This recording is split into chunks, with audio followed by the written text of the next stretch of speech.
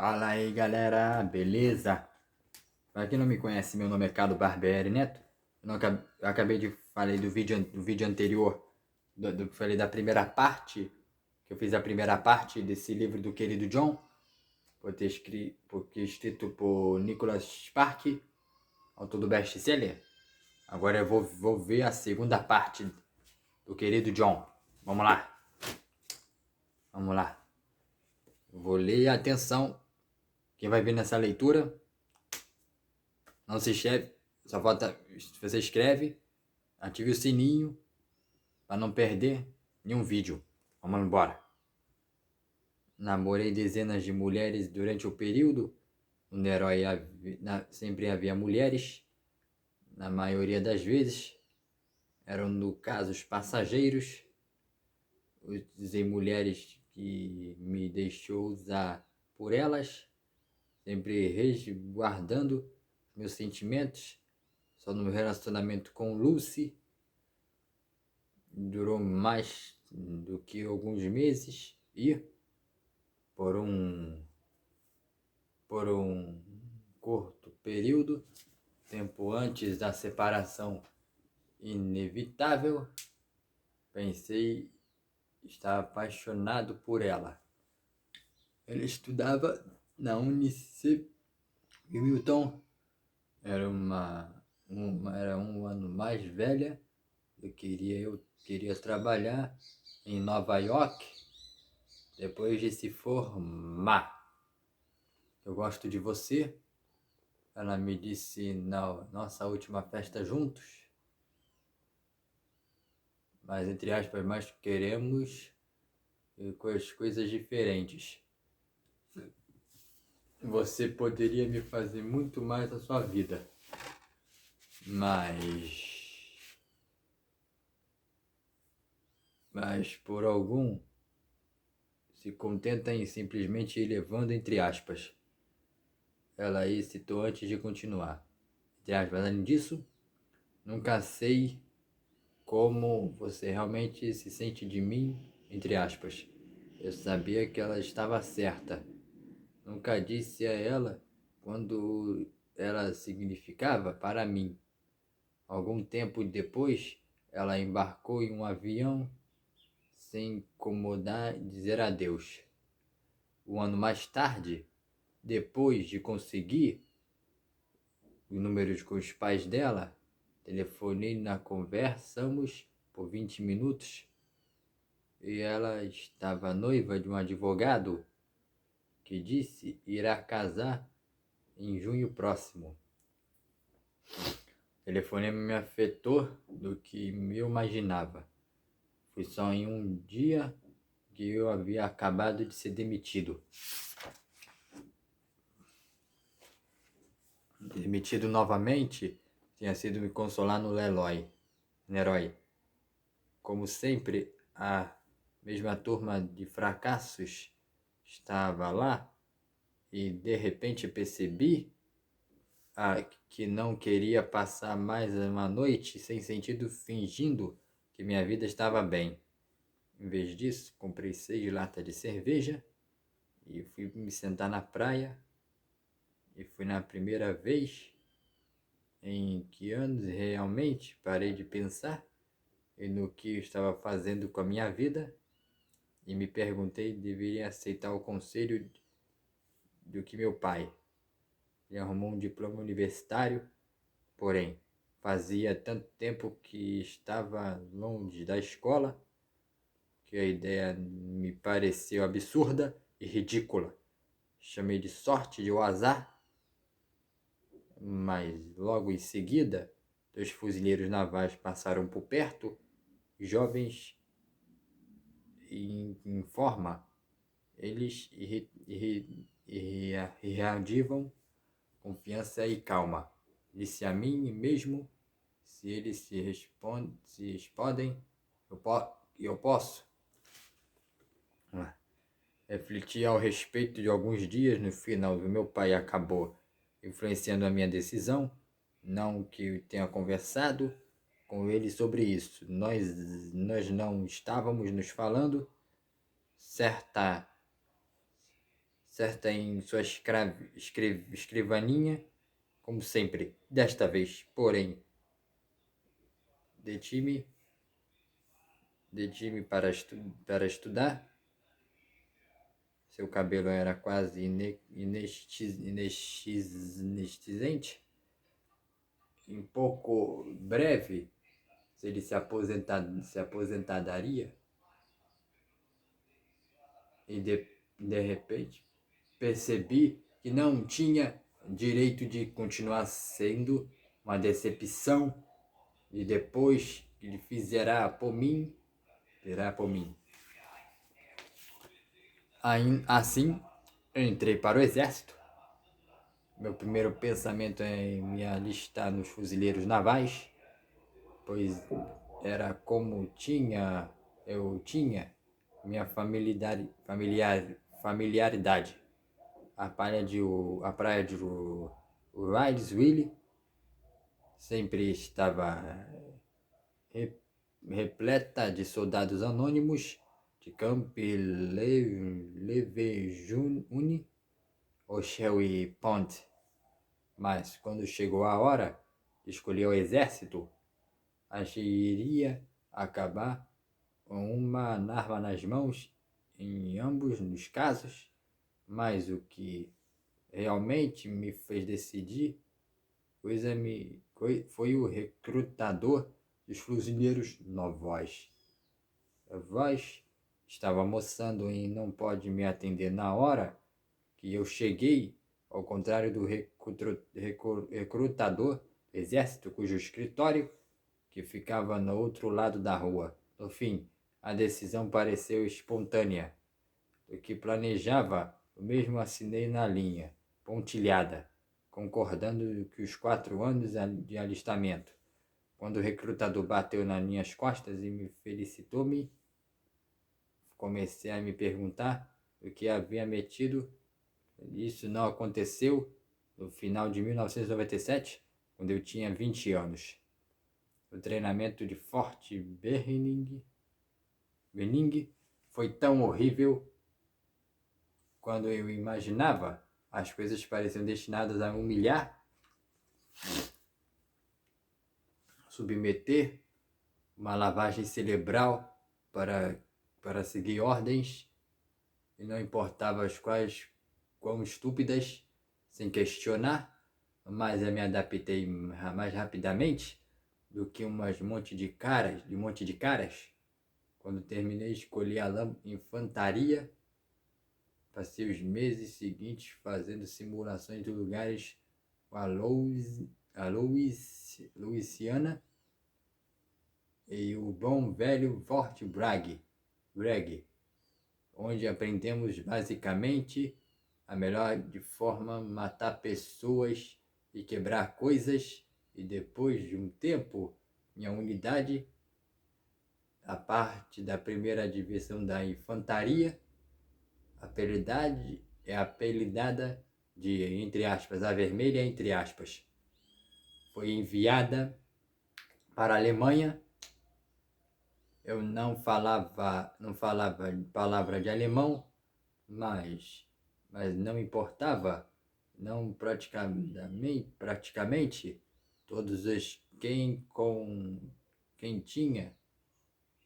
tinha contato falavam inglês. O início foi fácil, mas então a vida militar realmente começou. Passei 6 meses nos Balcãs, primeiro na Macedônia, em 1999.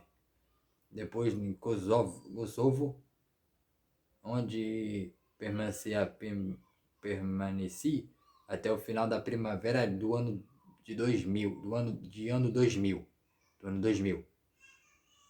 A vida no exército não pagava muito, mas considerando não havia aluguel, despesas de alimentação e praticamente nada com gastar no meu salário. Pela primeira vez que passei a ter dinheiro no banco, não muito, mas suficiente. Passei na primeira licença em casa enlouquecendo de tédio, na minha segunda licença, fui para Las Vegas. Um dos meus camaradas eram de lá, de 3 de nós fomos para casa dos pais dele. Torrei praticamente de tudo que havia guardado. Na minha terceira licença, voltando para Kosovo, precisava desesperadamente de um descanso e decidi voltar para casa, esperando que o tédio estadia fosse suficiente para acalmar a minha mente. Por causa da distância do meu pai e eu raramente nos falamos no telefone, mas ele não me escrevia pontualmente no primeiro dia de cada mês. Não era como as cartas do que meu amigo recebiam das mães, as irmãs ou as esposas. Nada muito pessoal, nada piegas, e nunca de uma palavra sugerindo de que disso escrevia sobre as mudanças do bairro, sobre o clima.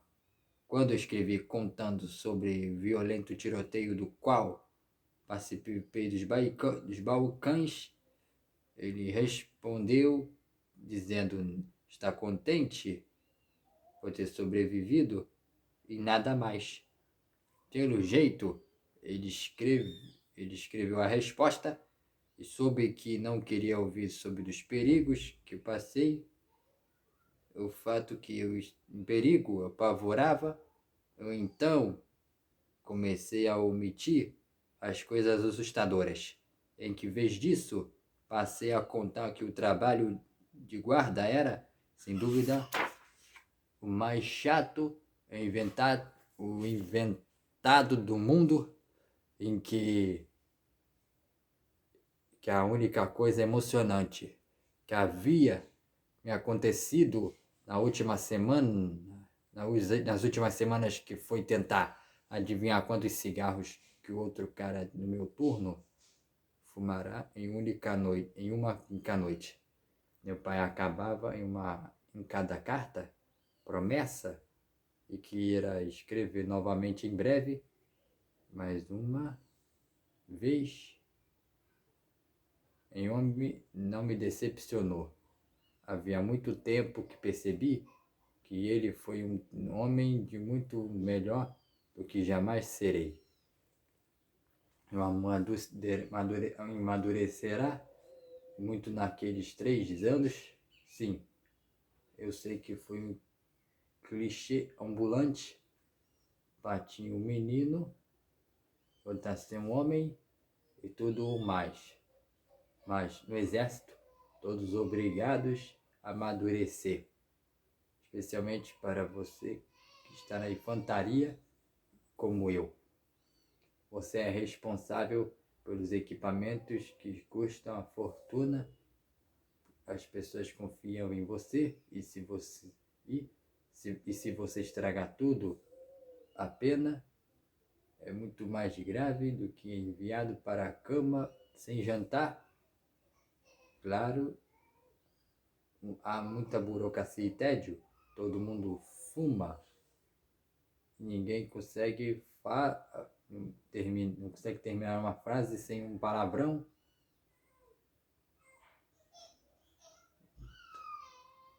Todos guardaram as revistas pornô debaixo da cama e você tem que obedecer os sujeitos do OTC.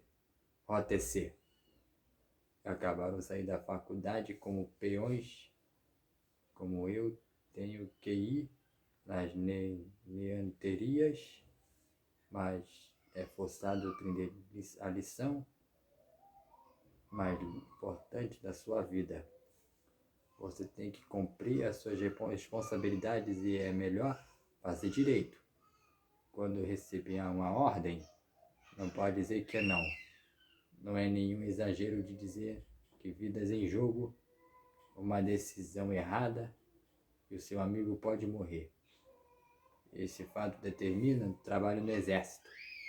Esse é um grande erro de muitas pessoas que questionam como os soldados conseguem pôr a própria vida em risco, dia após dia, ou lutar por algo que não é qual acreditam. Nem todos conseguem. Já trabalhei em soldados de todas as vertentes políticas. Conheci alguns odiavam o exército, como os outros queriam fazer carreira. Encontrei os gênios idiotas, mas quando tudo dito e feito, fazíamos o patriotismo, porque somos máquinas programadas para matar por causa do cara que está ao seu lado. Porque você luta pelo seu amigo para mantê-lo vivo, ele luta por você, e tudo no exército e gira em torno dessa simples premissa. Mas como disse, eu tinha mudado, eu entrei no exército, era fumante, quase cuspi no pulmão durante o treinamento. Porém, ao contrário, praticamente na minha unidade parei de fumar e não tocava num cigarro. Que havia 2 anos diminuí a bebida até umas 2 cervejas por semana. Podia passar sem dar um gole. Minha ficha era impecável. Fora promovido de um soldado a cabo e 6 meses sargento, aprendi que tinha habilidade para liderar, guiar os homens em meio dos tiroteios. Em o meu batalhão participou das capturas de mais notórios criminosos de guerra dos Balcãs. O meu comandante me recomendou para Officer Candidate School OCS, e tinha dúvidas para se deveria não se tornar-me oficial, pois às vezes significava trabalho interno, muita papelada e estava no certo que queria disso. Além do surf, eu fazia nenhuma atividade física antes de me alistar. Tirei a 3ª licença, que havia ganhado 20 quilos de músculo, eliminei a gordura infantil do abdômen e passava a maior parte do tempo livre correndo, lutando boxe, levantando peso com o Tony, o marombado de Nova York que gritava, jurava que aquilo era um afrodisíaco, e era de longe. E o meu melhor amigo na unidade, ele me convenceu a tatuar os 2 braços, igual a ele. Ele, com o passar dos dias, a lembrança de que eu se tornava mais distante. Mulher. Eu lia muito no exército, há muito tempo para ler, que as pessoas jogavam de livro o tempo todo, os emprestados na biblioteca, até as capas ficam gastas, e não quer dar impressão de ter um tornado intelectual, e não me interessava por Chaucer, Proust, Dostoiévski ou qualquer outro escritor morto. Lia principalmente mistério de suspense de livros de Stephen King. Tomei um gosto especial de Carl Yassin. Suas palavras flutuam facilmente e ele me fazem rir. Acho que, se as escolas mandassem ler os livros nas aulas da literatura, teria muito mais leitores do mundo. Olha lá, vamos lá. Ao contrário do que os meus amigos e eu me esquiviava de qualquer perspectiva de companhia feminina, sou estranho, não, no auge da idade, em que um trabalho de transborda testosterona, em que seria mais natural de que procurar um pouco de alívio com a ajuda de uma mulher. Não era, não, não era para se casassem com as moças do lugar. E quando estávamos servindo em Wurzburg, ouvindo histórias suficientes para saber de esses casamentos raramente funcionavam militar, é duro, os relacionamentos em geral. Tinha visto divórcios demais para saber, e embora que a ideia de ter alguém especial que não me incomodasse nunca aconteceu, Tony não conseguia entender. Você quer sair, você tem que sair comigo, ele dizia. Você nunca vem? Não estou afim. Entre aspas, não estou afim, entre aspas. Entre aspas, como você não está afim. Sabine, que jura, a amiga dela, é deslumbrante, alta, loira, é uma tequila, entre aspas. Leve o dom, tem certeza que ele quer ir, entre aspas. Castelão, entre aspas, Castelão, de jeito nenhum. Sabine detesta ele. Eu não disse nada. Nós vamos divertir um pouco. Entre aspas. Balancei a cabeça, pensando que preferia que está só a ter recaída e voltar no passado, mas acabei questionando. Não me tornaria um tão solidário como o meu pai, convencido que ele que não poderia me fazer mudar de ideia. Tony nem tentava me esconder a decepção da rua. Às vezes não me entende, entre aspas, às vezes não te entendo, entre aspas. Quando meu pai foi me buscar no aeroporto, ele não me reconheceu à primeira vista, quase deu um pulo quando toquei no seu ombro. Ele parecia menor que me lembrava. Em vez de me dar um abraço, estendeu uma mão e perguntou sobre o voo. Mas nenhum dois sabia o que dizer depois disso, e então fomos embora. Eu era estranho, desorientador em estar em casa. Me senti limite na primeira licença no estacionamento, após jogar minhas coisas no porta-malas.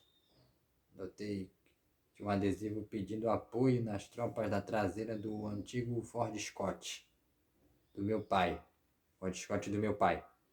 Não tinha certeza do que aquilo significava, que o meu pai, mas ainda fiquei feliz de vê-lo.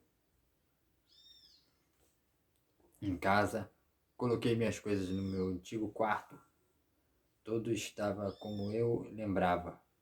Os troféus empoeirados, na minha estante a minha garrafa de uísque, do Wild Turkey, no fundo a minha gaveta de cuecas, o resto da casa. A manta ainda cobriu o sofá e a geladeira verde parecia gritar que não pertencia àquele lugar. A televisão sintonizavamente mal, apenas 4 canais, fez ele espaguete de sexta-feira, que foi sempre dia de espaguete. No jantar, tentamos conversar. Ora, entre aspas, é bom estar de volta, entre aspas, disse eu. Ele sorriu brevemente. Entre aspas, bom, entre aspas, respondeu. Tomou um copo de leite no janta, bebeu leite, concentrou na sua refeição. Entre aspas, você lembra do Tony? Exclamação, entre aspas, arrisquei. Entre aspas, acho que eu falei dele nas minhas cartas. Bom, olha só, ele que era apaixonado, o nome dela é Sabine. Ele era uma filha de 6 anos que eu avisei que não se tem uma boa ideia, mas ele não me ouve, entre aspas. Ele espalhou cuidadosamente o macarrão, o queijo parmesão ralado e o macarrão, garantindo que quanta quantidade de distribuição sobre fossem perfeitas, entre aspas. Ah, perfeito, disse ele. Ok, entre aspas. Depois disso, continuei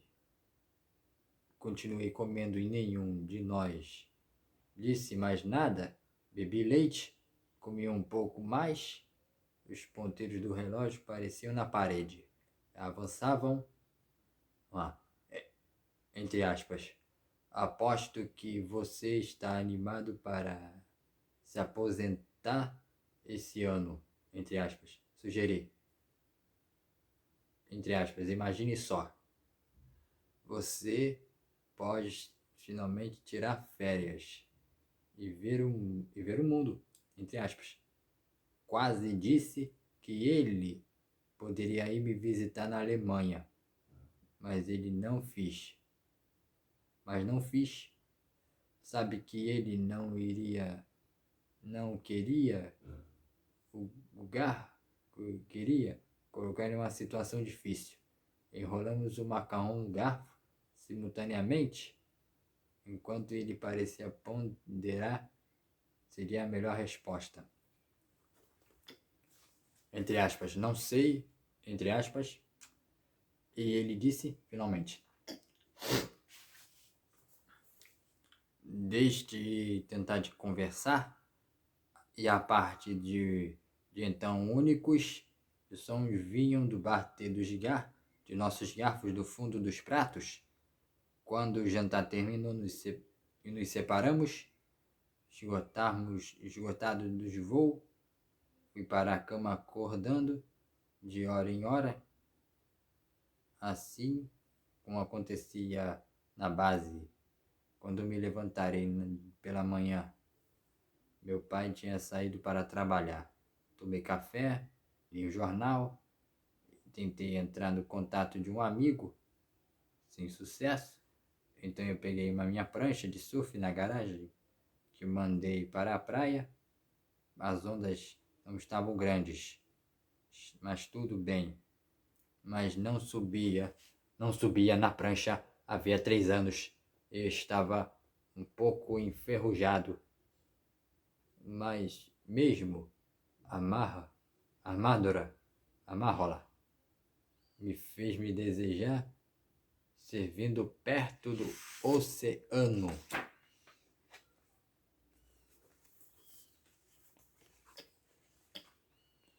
Era o junho de 2000. A temperatura estava quente e a água refrescante. De cima da prancha vi um grupo de pessoas carregando malas para algumas casas além da duna. Como já disse, a praia de Wrightsville sempre foi cheia de famílias que alugaram casas por 2 semanas, 2 semanas e mais. Às vezes, quem vinha passar a temporada eram universitários de Chapelville e Hallett. Esses últimos me interessaram e notei o grupo de estudantes de biquíni tomando sol no deck, e um dos do fundos, a casa próxima ao Pierre. Eu observei um pouco, apreciando a vista, depois peguei uma onda e passei o resto de tarde em meu próprio mundinho. Pensei dar uma passada no Leroy, mas percebi nada tinha ninguém havia mudado, exceto eu, em que, vez disso, peguei uma garrafinha de cerveja na loja da esquina e eu fui sentar-me no pier para apreciar o pôr do sol. A maioria dos pescadores já tinha ido embora. Os poucos restavam para limpar os peixes, os despejaram no resto da água. Como o tempo da cor do mar passou-se cinza de ferro para laranja e depois o amarelo na arrebentação, para além do pier, via-se pelicanos sob as costas do golfinho que zigue-zagueando através das ondas. Sabia que ia a primeira vez à noite de lua cheia, e o meu período em que um ano tornará essa percepção quase iniciativa. Não pensava muito em nada, passei apenas deixar a minha mente vagar. Acredite em mim, encontrar uma garota era a última coisa para passaria na minha cabeça.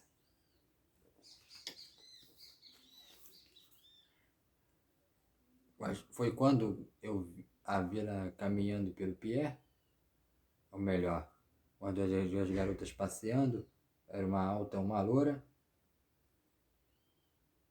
uma morena atraente, ambas de um pouco mais novas do que eu, universitárias provavelmente. Ambas usavam shorts, camisetas. A morena carregava uma grande bolsa de tecido que às horas com as crianças e a ouvia rindo, conversando, parecendo despreocupadas em clima de férias. Entre aspas, eu disse que elas se aproximarem. Não foi nada sedutor. E não posso dizer que esperava. A loira confirmou minha suspeita. Deu uma olhada na minha prancha, na cerveja em minhas mãos e me ignorou, virando os olhos. A morena, entanto, surpreendeu-me.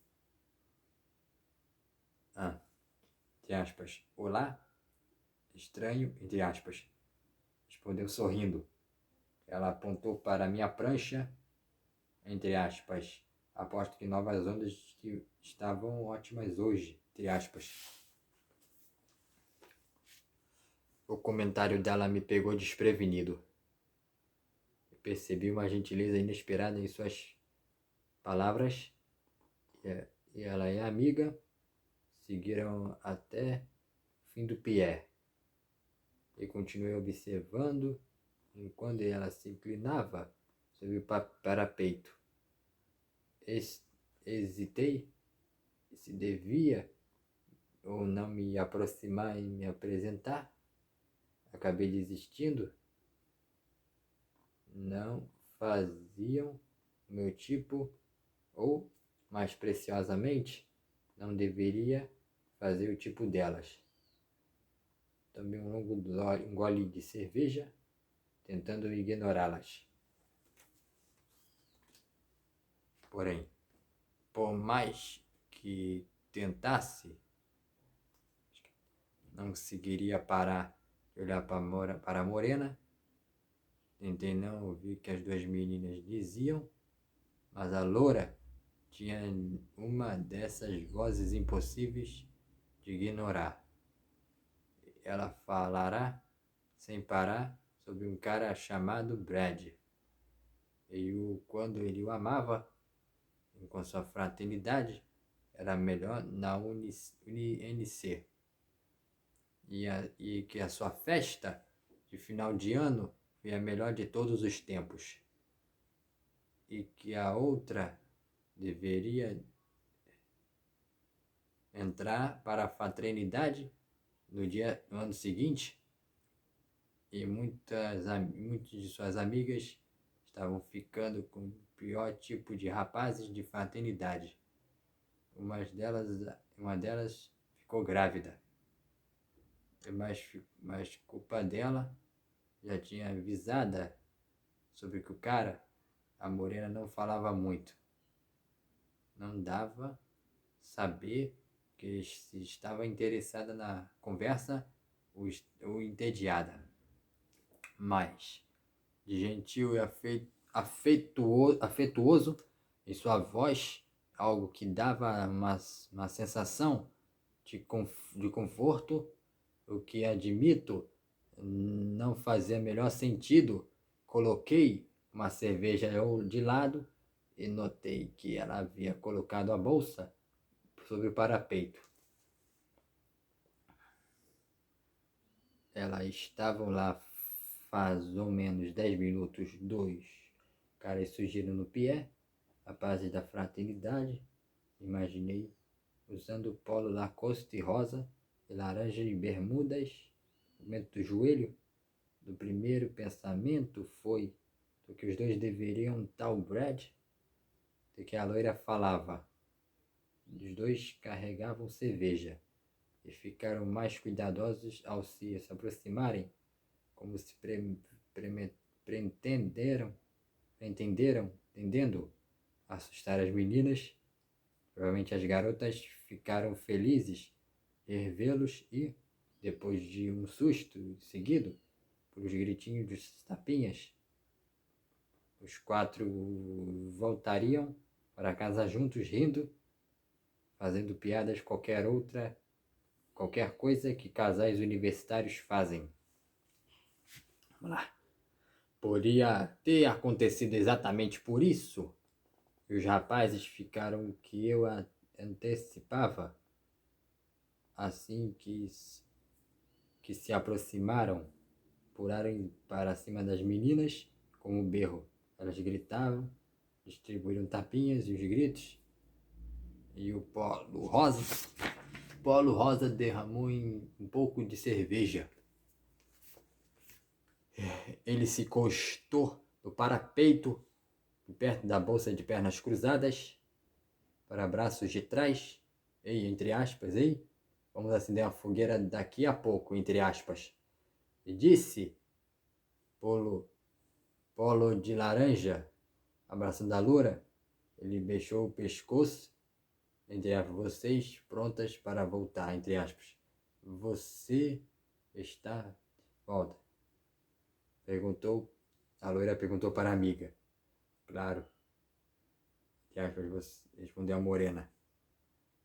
Polo rosa se afastou do parapeito e sua mão acabou batendo na bolsa.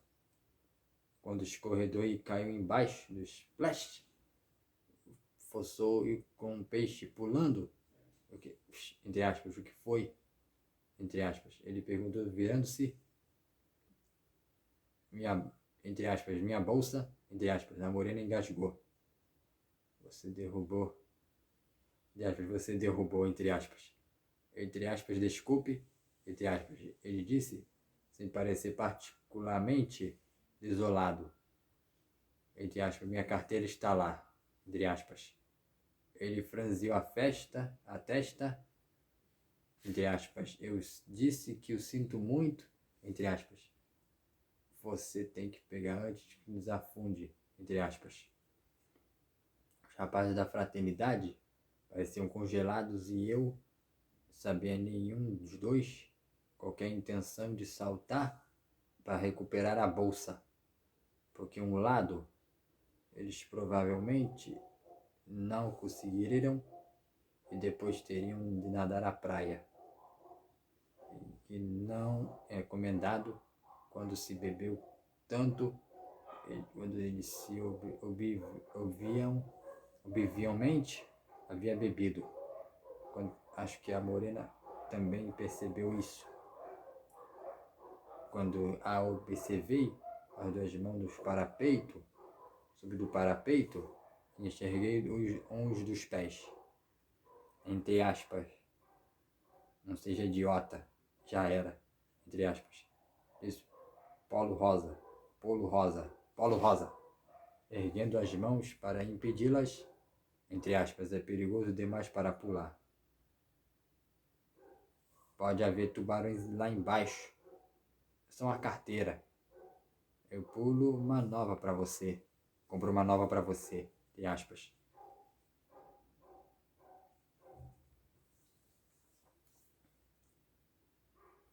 Entre aspas, preciso daquela carteira. Todo o meu dinheiro tá lá, entre aspas. Não era da minha conta. Não era da minha conta. Sabia? Mas a única coisa que passou na minha cabeça quando eu levantei de um salto e corri para a beira do pé, aí que se... entre aspas, que se dane, entre aspas. Acho que devo explicar que pulei no mar para recuperar a bolsa. Não pensei que ela me veria como tipo de herói. Não queria impressioná-la. Nem eu mesmo que me importava quanto dinheiro ela havia perdido. A vivacidade, seu sorriso e o calor de sua risada, quando mergulhava na água, já sabia o quão ridícula fora a minha relação, mas aí já era tarde demais. Toquei na água, mergulhei, emergi, mas 4 rostos me olhavam no parapeito. O camiseta rosa ficou positivamente irritado. Entre aspas, onde está, entre aspas, gritei para eles, entre aspas, ali, entre aspas, Morena gritou, entre aspas, acho que eu consigo ver, está afundando, entre aspas. Demorei para localizar a bolsa. Quando o sol caia e as ondas do mar faziam o seu melhor me levar-me para ver o pé e nada da lateral, ergui a bolsa acima da maré. Tornou a minha vida a costa mais fácil do que temia. Às vezes que olhava para cima de via 4 pessoas acompanhando o meu percurso. Finalmente senti um fundo e segui para fora da arrebentação. Chacoalhei o cabelo para tirar a água que atravessei a areia e encontrei a metade da praia que estendia a bolsa. Entre aspas, aqui está. Entre aspas, agora entre aspas. Obrigada, disse, entre aspas, disse a morena. Quando seus olhos me encontraram, os meus sentiram um clique. Quando uma chave destravando um cadeado. Acredite, não sou romântico. Embora já tenha ouvido muito sobre amor, primeira vista, nunca acreditei nisso. Ainda não acredito, mesmo ainda havia algo ali, real, reconhecido, e eu não conseguia desviar o amor, olhar. Esperto, ela era bonita, e de que notará primeira, mas a sua beleza tinha menos a ver feições do que o seu jeito de ser. Não era apenas ligeira e abertura entre os dentes, mas também a forma casual com que ajeitava a mecha de cabelo rebelde, a sua expulsura solta. Entre aspas, você não tinha feito disso, entre aspas, disse ela com uma voz maravilhosa. eu ia pegar, entre aspas. Eu sei, entre aspas, eu sei, hashtag eu concordei, entre aspas, vi se preparando para pular. Ela inclinou para a cabeça ao lado, entre aspas, mas você sentiu uma necessidade incontrolável de me ajudar, uma dama do perigo, entre aspas. Algo assim, ela avaliou minha resposta por um momento, depois voltou com a atenção para a bolsa, depois a tirar as coisas, a carteira, óculos de sol, viseira, um tubo protetor solar, e aí entregou para a loura, para torcer a bolsa. Hashtag, entre aspas, suas fotos molharam, disse a loura, mexendo a carteira. A morena ignorou, continuando a torcer aos dois lados da bolsa. Quando finalmente ficou satisfeita, pegou duas coisas e recolocou as bolsas, entre aspas, obrigado novamente, disse, entre aspas, disse ela. Seu sotaque diferente de ter falado na Carolina do Norte. Era mais anasalizado, como se ela tivesse crescido nas montanhas Perigo do Boni ou próxima fronteira da Carolina do Norte. Entre aspas, não é grande coisa, entre aspas. Murmurei, mas não se mexi. Entre aspas, ei, talvez queira uma recompensa, entre aspas, se intrometeu o polo rosa alto. Vamos ler. Ela olhou para ele e disse, então para mim, entre aspas, você quer uma recompensa? Entre aspas, não, entre aspas, acenei uma mão, entre aspas, apenas fez me ajudar, entre aspas, não sempre soube o cavalheirismo que não está morto, entre aspas. Vamos ler aqui, ó. Ela se proclamou, tentei detectar a minha nota da provocação, não ouvi nada. Seu tom de voz indicando que ela zombasse de mim. Polo laranja me mediu de cima a baixo, observando o meu corte de cabelo. Entre aspas, você é um fuzileiro naval? Entre aspas, questionou, abraçando a loira novamente. Balancei a cabeça negativamente, entre aspas, não sou dos poucos orgulhosos. Quis ser tudo para poderia ser, por isso entrei no exército. A morena riu, entre aspas, a morena riu, ao contrário que meu pai, ela tinha visto os comerciais, entre aspas, eu sou Savannah, disse ela, Savannah Lynn Scully, são os Brad, Randy, Suzy, e ela estendeu a mão. Eu sou Johnny Tree, estou estendendo a minha mão também. A mão era quente e macia como veluda entre alguns pontos, mas calejada entre outros. E de repente percebi quando se passará desde que eu tinha tocado em uma mulher pela última vez.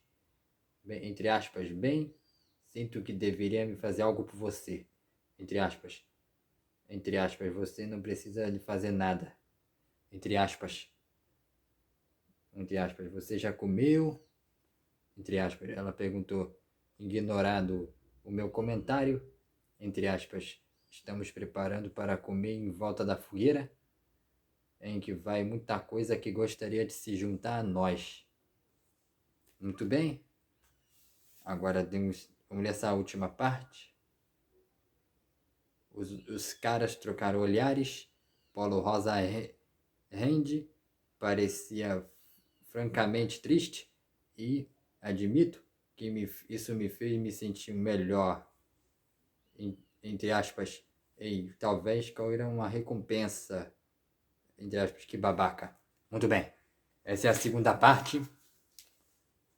Nós vamos, até se inscreve, ative o sininho para receber notificações dessa segunda parte disso aqui, que eu acabei de ler. Até, ó. Próxima. Vamos à terceira parte.